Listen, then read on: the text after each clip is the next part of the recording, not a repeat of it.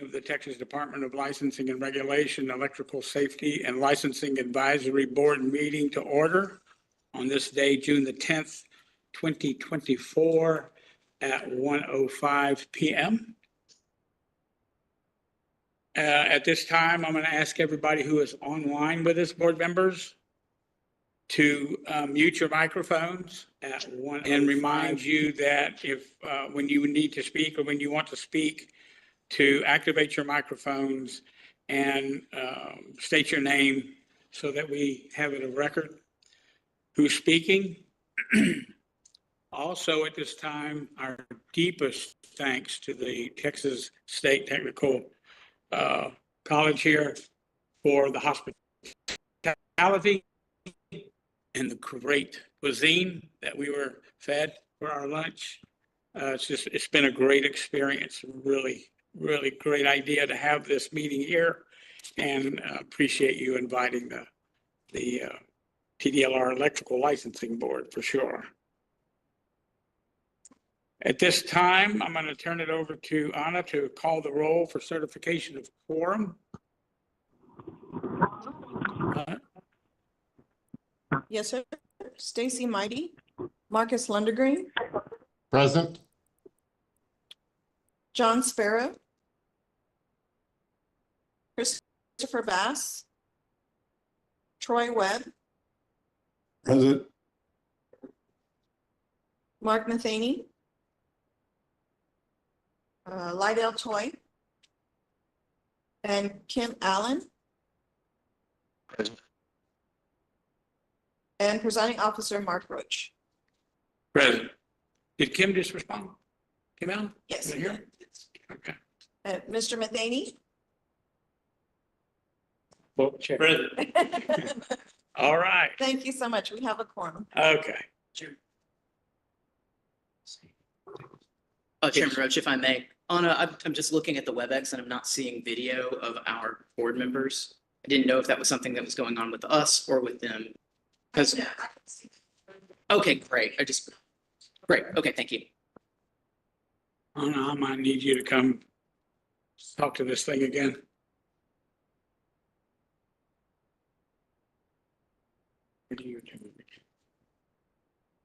There we go. TD. Okay, what did you hit over here to make it wake up? I hit that right there. Thank you. Okay. All right. Very good. Thank you. Good to see you too. Okay. Thank you, Anna. We do have a quorum, so we'll move forward with any action items as well.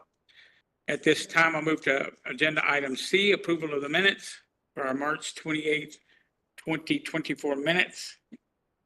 I'm going to give the board a few moments here to refresh themselves. I'm sure all of you have already read them.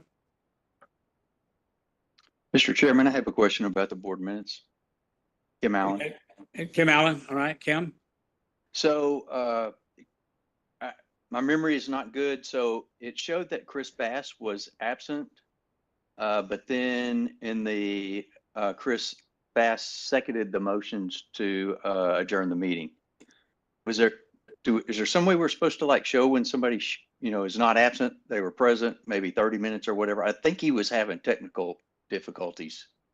Yes, sir. I believe so. I can go ahead and make those edits for you. And then if somebody would make a motion to approve the minutes with your proposed edits, I can do it that way.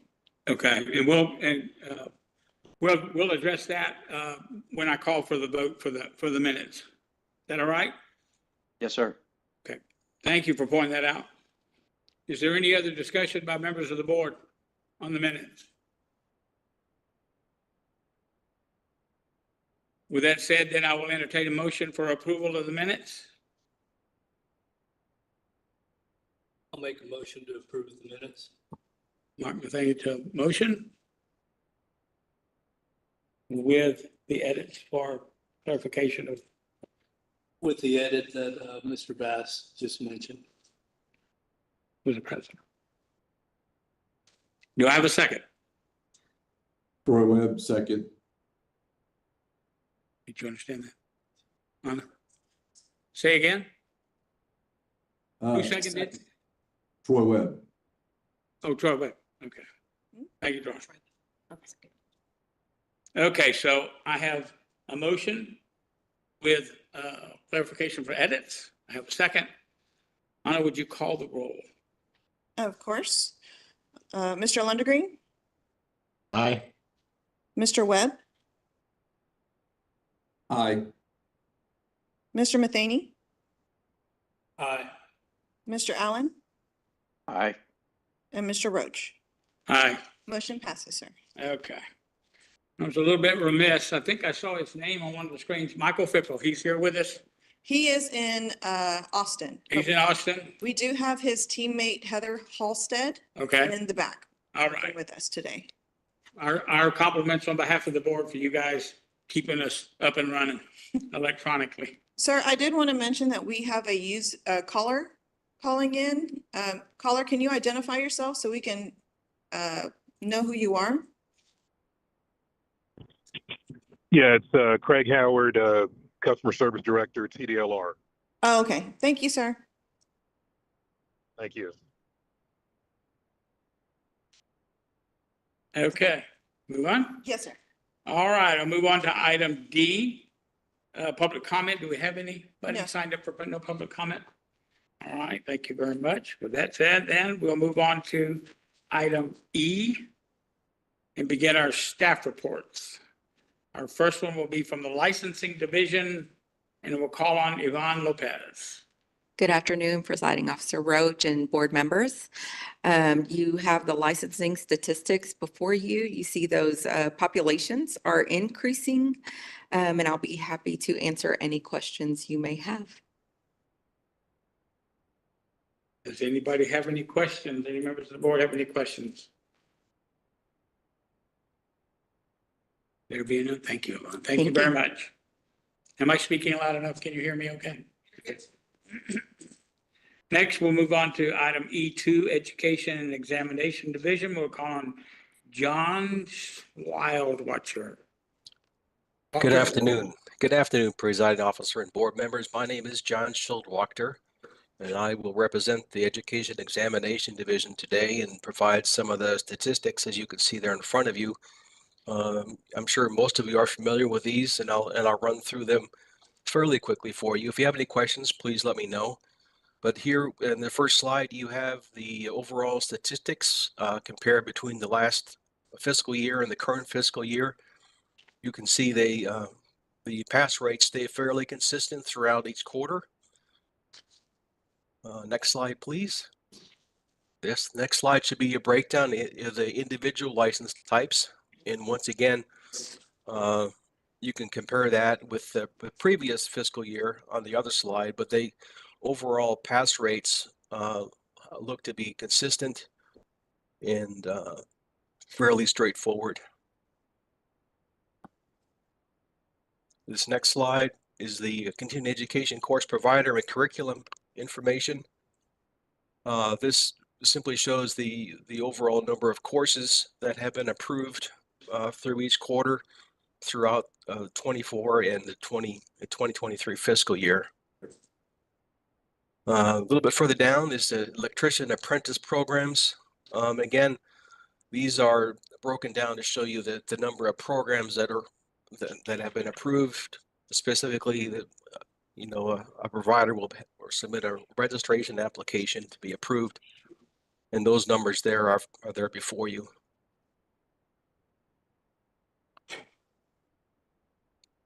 And lastly, I believe this is my last slide, the early adjournment exam statistics. And I believe at one point you all were curious to see the first time pass rates for this licensure exam, broken between of course the different time frames and the 7,000 and 8,000 hour courses.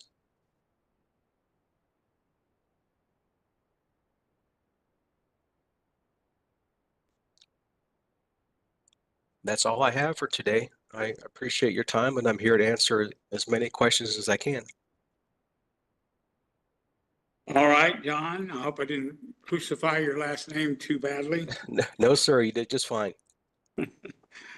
Does anybody have any questions? Any of the members of the board have any questions on this report? Any comments, observations? Yeah, Troy, it just looks like the pass ratio on the 7,000 hours is way better than 8,000 hours, Yep. which is amazing statistic right there.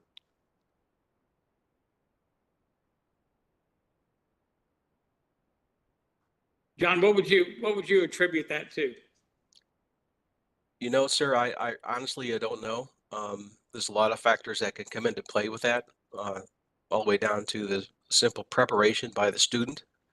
But again, I'd have to look deeper as far as I have to get to, to our exam review committee to see if there's any specifics data on that. But I don't have anything on hand. I can surely provide that for you at our next meeting if you'd like. That would be an interesting report at our next meeting.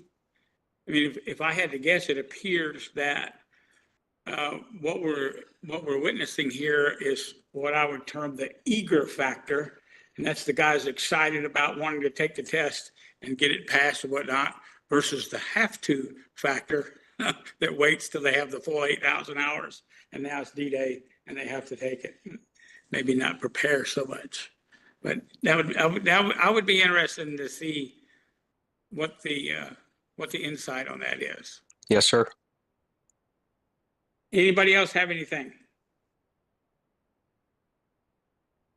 Okay, John, thank you very, very much. Thank you. Moving item E3 on the agenda, Customer Service Division, we'll call on Patricia Martinez Castellan. Good morning, advisory board members. I'm sharing our customer service statistics for today. Our report shows number of contacts received throughout fiscal years 2023 and 2024. We currently track license status inquiries and work alongside the licensing team to resolve requests as efficiently as possible. Please let me know if anyone has any questions.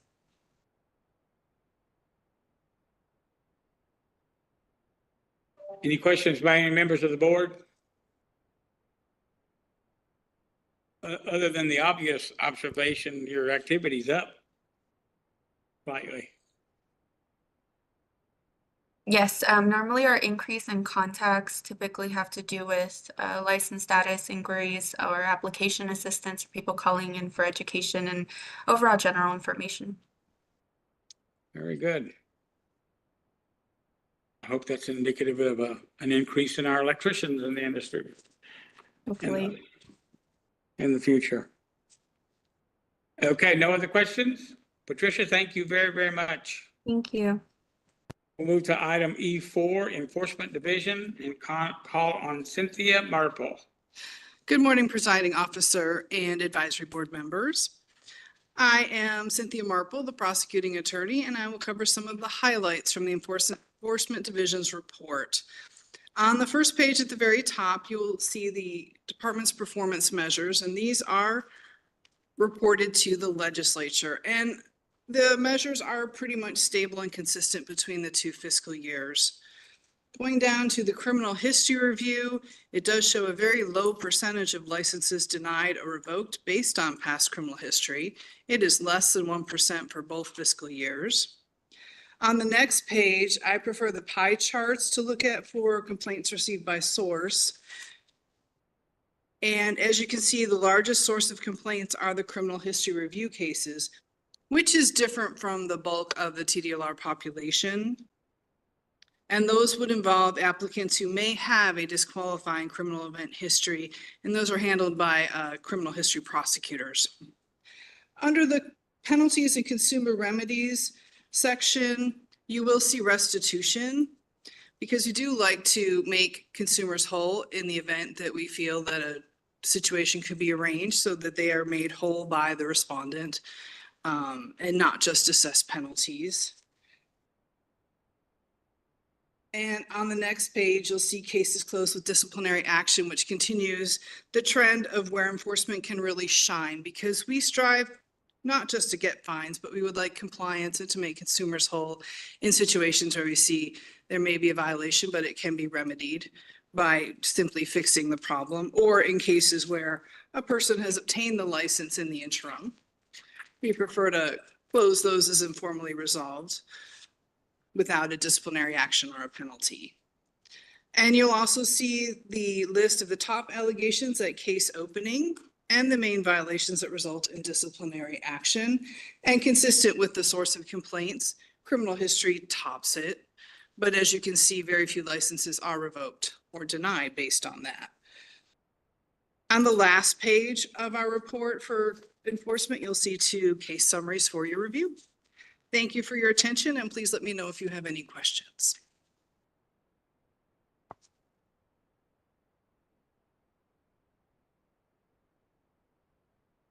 Any questions from members of the board?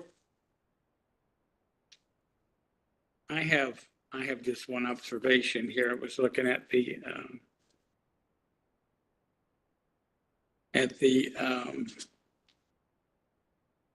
where did it go?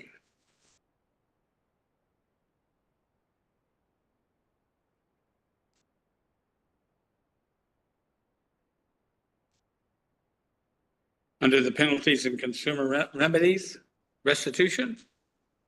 Yes? First of all, I'm glad to recognize that the electrical is a very small percentage of that big number, which is good. And I'm also noticing that restitution value is twice as high from 23 to 24. And I don't know if that's indicative of a larger number of cases or the fact that the electricians are coughing up to make things good for their customers. I don't have the exact answer. I can maybe look into that to see if there's a trend we can discover.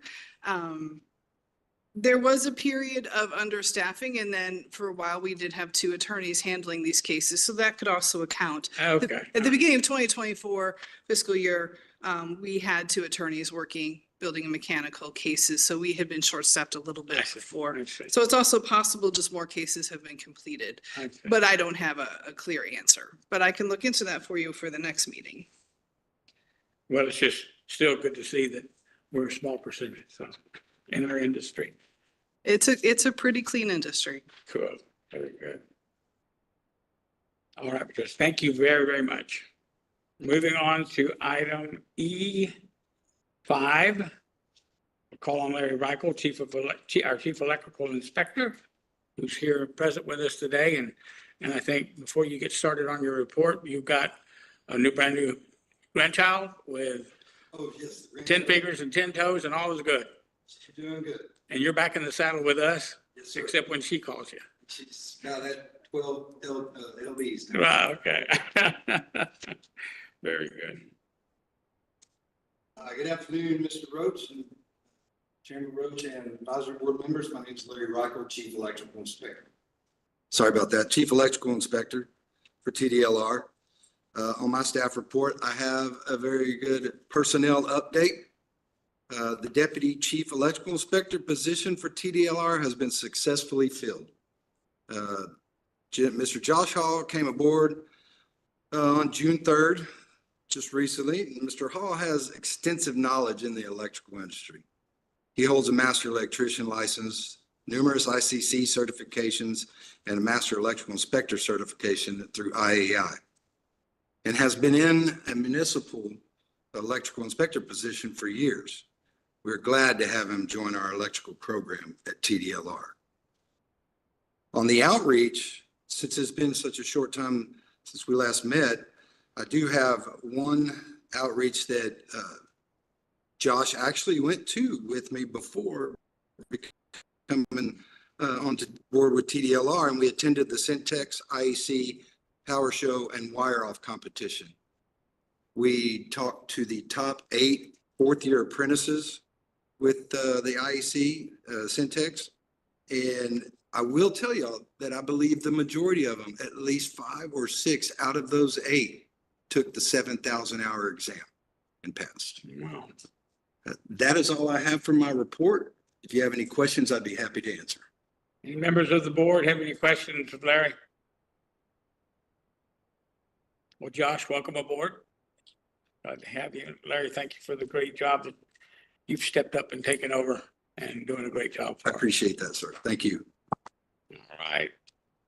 Moving on then to item E6 of the agenda, from the Executive Office, call on Brandy Myers, our Deputy Executive Director.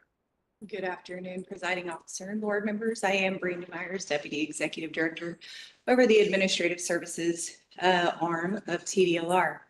For the personnel update, we had another person join us on the 3rd of June, and she is our permanent executive director that was appointed by the commission. Her name is Courtney Arbor, and she comes to us from the Workforce Commission, where she was the Workforce Development Director. So she keeps coming back. She's now made it a week. So we're very excited about it. She's an incredible person.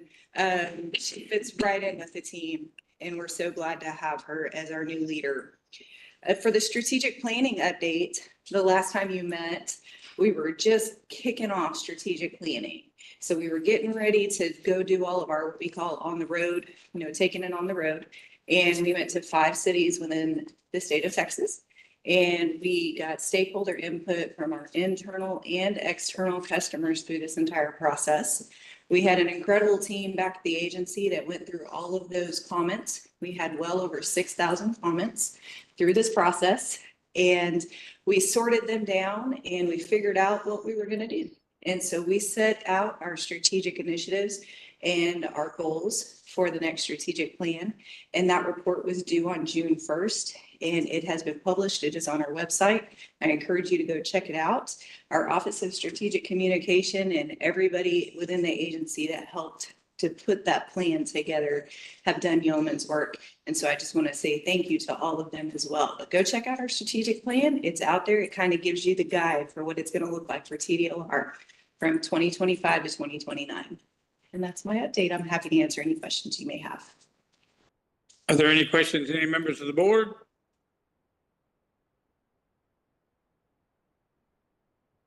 There being none.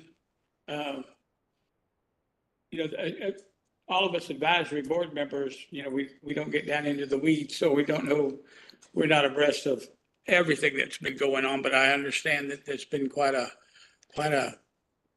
undertow.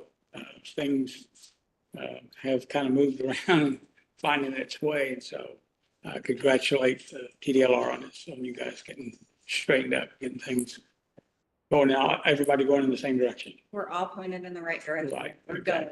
Great. That is great. All right. All right. Thank you very much, Brandy. Moving on to item F of the agenda, discuss possible recommendation on the proposed amendments to existing rules of Chapter 16 of the Texas Administrative Code, Chapter 73, Article 73.10, 73.26, and 73.80, and the new rules at 16 TAC, Texas Administrative Code, Chapter 73, Article 73.110 and 73.111 regarding the electrician's program. And I think that'll suffice. Pardon? That will suffice. Yeah, I was going to stop there and ask, can I stop there, Doug? And I'm going to turn it over to Doug Jennings, our General Counsel. All right. Thank you so much, Presiding Officer Roach. Thank you, advisory board members and TDLR staff. We just wanted to give you a follow-up on our last meeting. Just as a refresher, at your last meeting, you recommended publication of the draft rules implementing House Bill 1391 regarding educational programs in Texas high schools and institutions of higher learning. As promised at last meeting, there were some changes we needed to make to the version that you saw last time at your meeting. We shored up a couple of the items. We specified that a student enrolled in an educational program cannot receive credit by simply by examination. So that means that students will actually have to take a course, right? We wanted to seal that to make sure there wasn't a loophole there. And we also made some of the language a little more accurate when we were identifying the course names for the practicum. We added there is a practicum in construction technology and an extended practicum, and we changed those course names to make sure they reflect TEA's current nomenclature. We These rules, you authorized publication. The proposed rules were published on May 3rd. The comment period closed on June 3rd. We received one comment, and that was from the Texas chapter of the Associated Builders and Contractors. And that was a positive, it was a comment in favor of the rules. And so we would like to ask you today for your recommendation to our commission to adopt these rules as they appear, as they were published, with one very small technical change. There was an incorrect wording in one of an omitted word in one of the sections that we caught that typo. So we would like to ask for your recommendation to adopt the rules as presented here today in the materials. Very good. Any questions by any members of the board?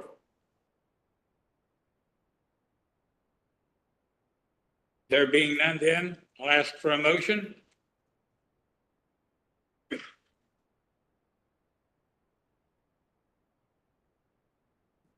Make that motion. Thank you, Mr. Bethany. Got a motion by Mark Bethany. Do I have a second?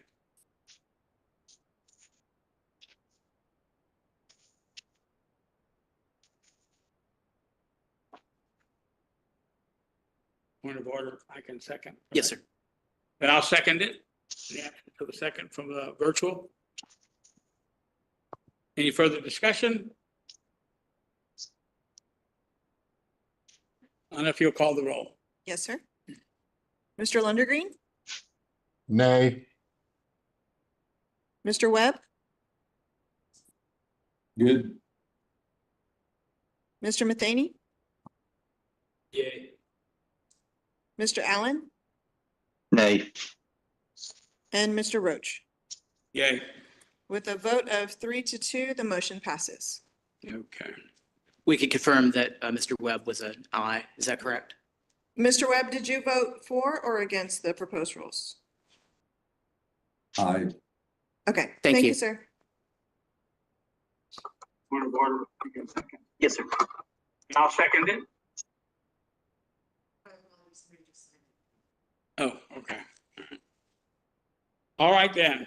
Moving on to item G of the agenda, recommendations for the agenda items for our next board meeting. Members of the board, do you have anything that you would like to have placed on the agenda? Anything for you? Kim Allen, no, sir. Troy, but just want to get an update for next go around where we're at with reciprocation. I know we were still talking with Colorado, but just kind of see where we're at on that. Doug Jennings, General Counsel. That was to follow up to discuss reciprocity with Colorado. Was that correct? Correct. Yes, sir. Yes, sir. We will we'll make sure we have those discussions before we reconvene. Anyone else?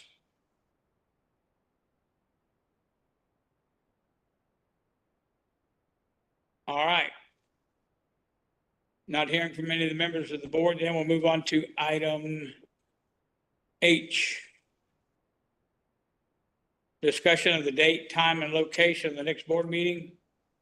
Mr. Webb, I'll pull the board for that Okay, sometime later after the conversation with Colorado.